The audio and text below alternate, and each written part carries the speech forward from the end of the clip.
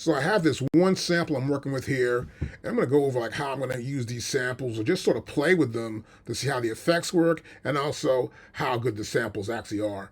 So this sample is called, I believe Mr. Wilson will call it for right now. And as you can see here, we have these peaks and valleys.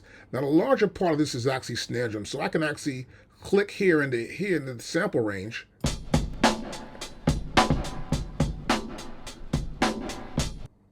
That's the sample. So there's a lot of reverb on there. Too much for me. So sometimes I want to get rid of that or sort of like squash it down and sort of tighten up this overall effect. Particularly with too many hi-hats or something else in here. I have no idea what this is. These little peaks come out of there. So I can also somewhat come in here and just do normalize. Let's normalize for a second. I'll say, okay, normalize. And the screen darkens up somewhat. And then now we're normal, and watch this. It's louder. Okay, that's not too loud. So now what I want to do is I want to come in here next and undo that. Command Z, it's undone. So I'm working on a MacBook Pro with this software. It's a MacBook Pro with a new M1 chip. And it's the M1 Max chip. So I have a lot of RAM in here. Not like you get like in your standalone. It's a ridiculous amount of RAM I have in here actually. It's 64 gigabytes of RAM is a lot of RAM. And the reason why I like that is because I have a lot of different music software. As you know, I teach this stuff all the time, and I know all the MPCs only because I'm an engineer. I don't go out and buy these things and store them somewhere and have like, oh, a whole collection of MPCs. But being an engineer, people expect you to walk in and know everything, and so that's my job.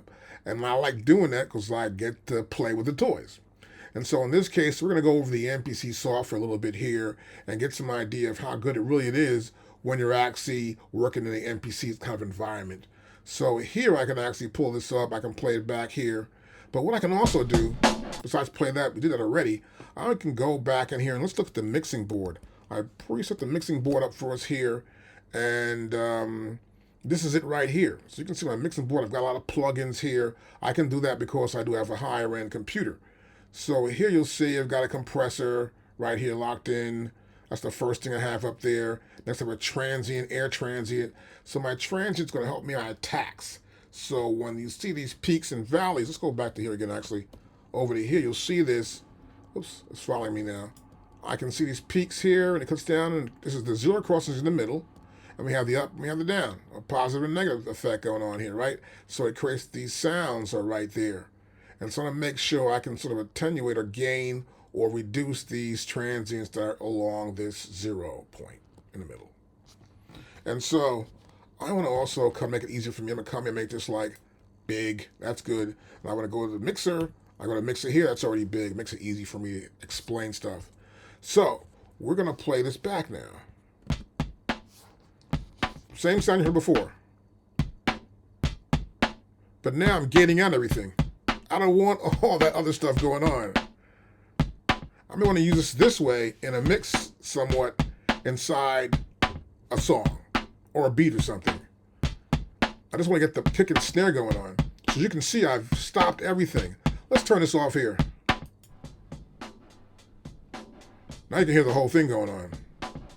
It's a little lower now because it doesn't have that compression ratio going on there. And also the gate's not really pumping up these certain sounds I have set up for. I can always bring my own sounds in here.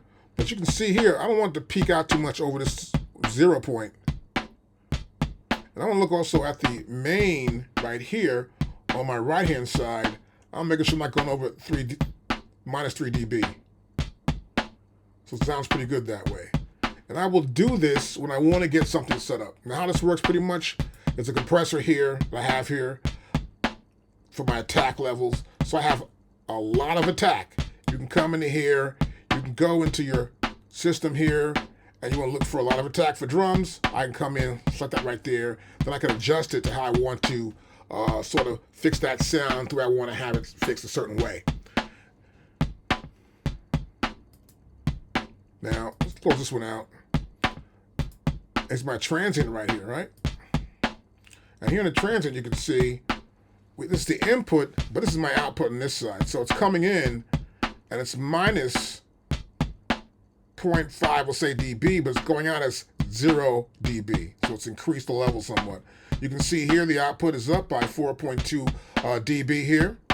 We have some sort of sustain here. See that? I can sustain it. I'm not trying to sustain it. I'm trying to cut from hearing that reverb. So I'm cutting the sustain off. I just want to sort of get the actual hits, not the effects that surround those hits. Okay? This is right. I can adjust this attack shape. That's stronger. I like it like that. And if I attack here also as well. See? No attack. So if it's my attack up higher. So I'm gating out frequencies. That means that I'm letting some stuff come through and I'm stopping other stuff from getting through there. I want to make sure I just get the kick and snare. And of course I have a EQ. Of course I have an EQ right here. And this is my EQ I'm using for this particular beat. Now I may want to add or change it. See that? The bell curve or just a shelf. Which one? Depends on what you want to use.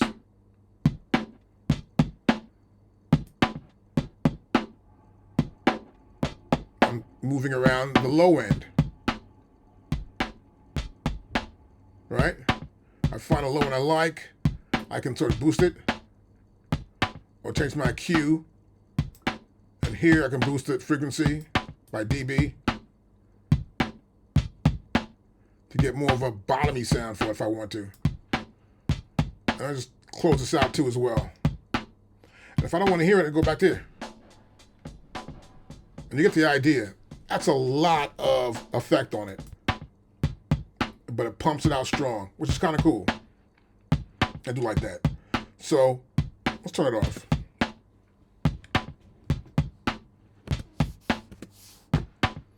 So now I'm going to go back here.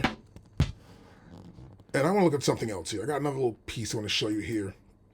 Sometimes you get a record, and you're playing this record, and you want to get it right. You know, you got this record here like, what's that right here?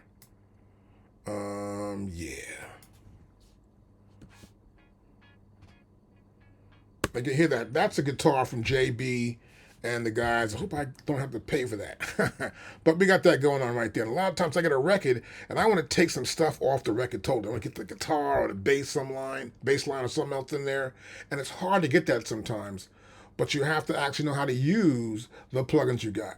And this is pretty much just a test of the plugins that come with your MPC software. So it's pretty simple. We had some errors last time, and this one's going to be a little different. So I'm going to go back to here, and then, of course, I got my JB sound going on. So I'm going to turn this one off here, and the JB's right here. So this is my JB here, and let me turn this off.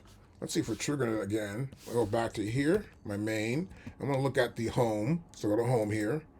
And that's the JB right there. And let's see what we can do here. We can probably play the JB.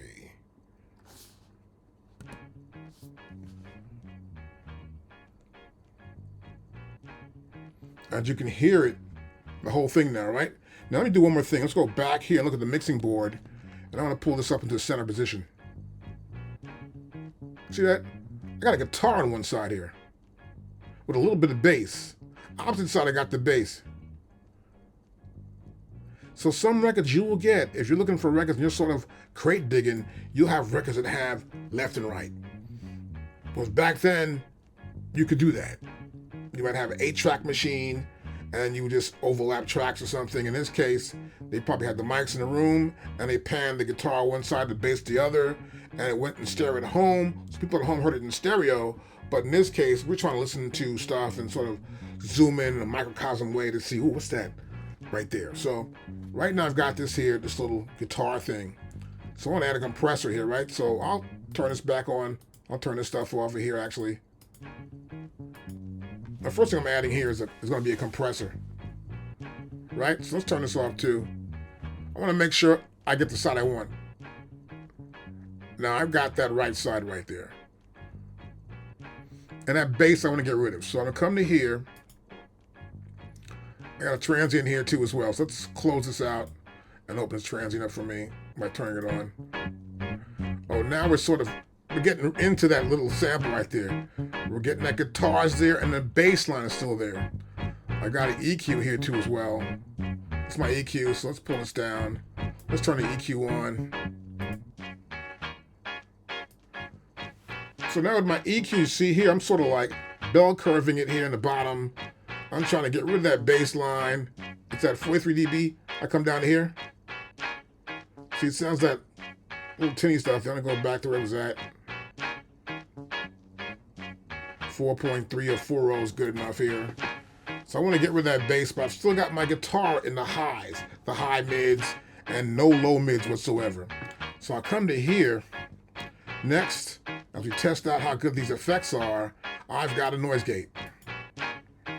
Turn it on. And you'll see the noise gate's sort of right there on us, right? We got the noise gate, but now we got the guitar. We still got some noise going on here. See, my depth just cuts it down, so.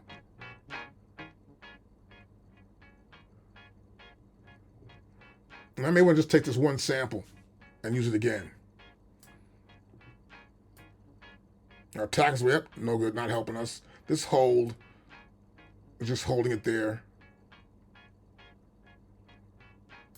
The release point is good.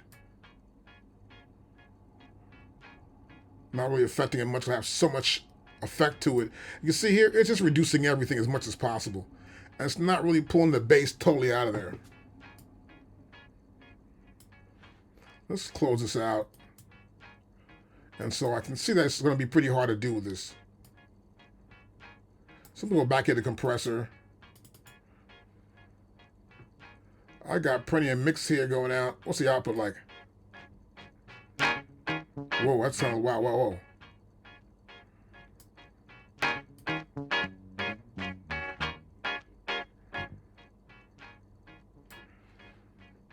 I hit the guitar more now. So I would now have no more spaces here, right?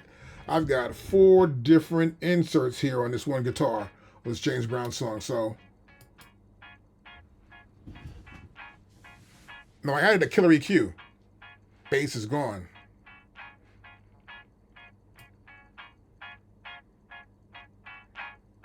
Now I can pull the guitar off of here.